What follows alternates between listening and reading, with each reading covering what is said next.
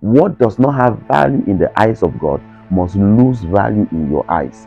Take it again. What does not have value in the eyes of God must lose value in your eyes.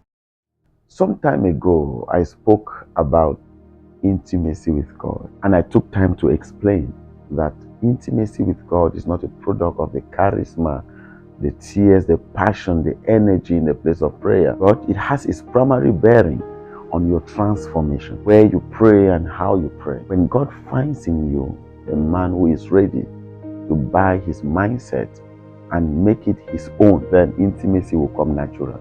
Let's look at a few examples. To begin with, yourself. When you got born again, there are things you were battling with. There are things you were working on.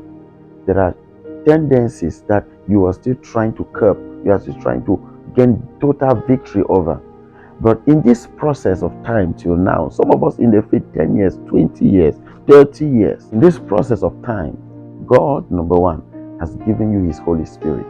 Number two, in this process, some of you, he has given you his beloved daughter for a wife. He has blessed you with children. He has prospered you. Even in his house, he has honored you, and he has made you a leader, an administrator, a leader of his children. But you are still working on these things. What do we see of God from this example? God is patient, and God is ready to walk with a person. It's not about your perfectness, but he would even say a righteous man falls 7 times and rises up again.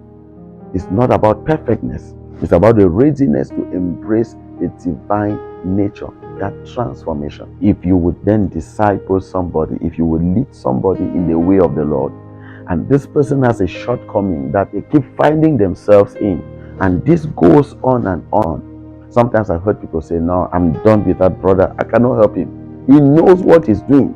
He knows what he is doing. He really knows it. He's intentional.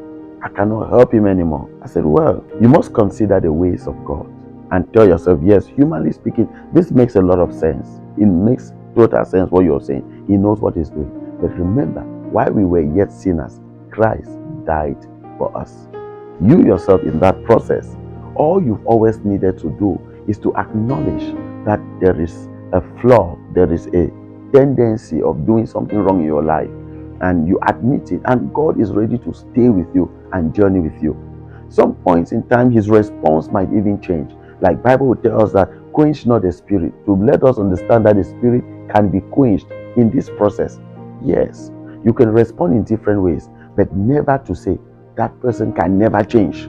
That person can never get it right. No, I'm telling you, the person cannot get it right. If you are helping that person, you're just wasting your time and your energy. You know, like a famous preacher once said, nobody ever asks the Lord, help me sincerely, and God did not help that person. Because you give up on people doesn't mean God is giving up on them. And so even when you are not able anymore, even when Paul can no longer travel with John Mark for the missionary journey, he should still be able to admit within him that there is somebody that can help John Mark, and tomorrow John Mark can become useful. We must get to that point where we are able to see things from God's perspective. Talking about material things, you see somebody is serving as a pastor here, and it's like the Lord wants me here. The Lord has positioned me here.